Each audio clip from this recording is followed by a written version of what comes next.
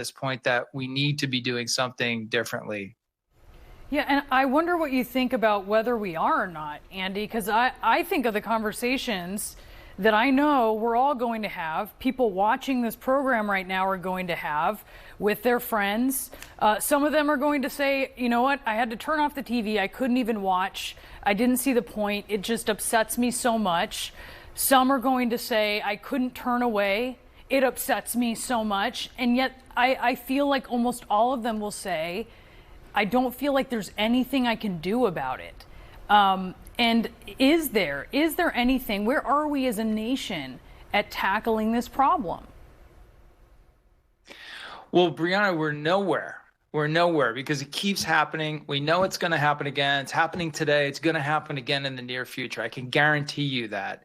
And every time it happens, we do just about nothing. That doesn't mean there aren't things we can't do. We could do things. We could support and enact legislation that changes the context of gun ownership in this country and emphasizes gun safety and responsibility with the firearms that you own and keeping them out of the hands of children and doing really vigorous, consistent background checks across the country. We could stop selling people, eliminate the ability to purchase guns without a background check. Now, we don't know if any of those factors were relevant in this shooting, but we're talking about a big problem here, right? That these are the things that impact the level of gun violence in our country.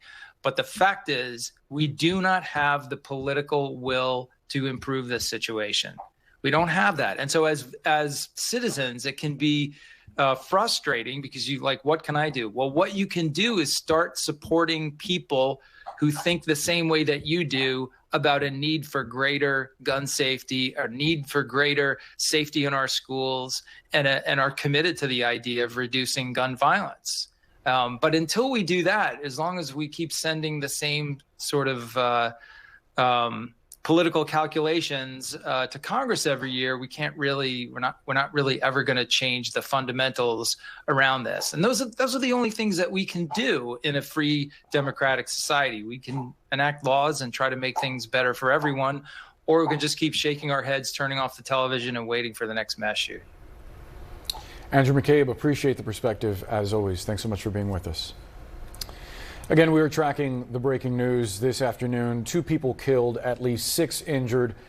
A shooter at a private Christian school in Madison, Wisconsin, dead of an apparent self-inflicted wound.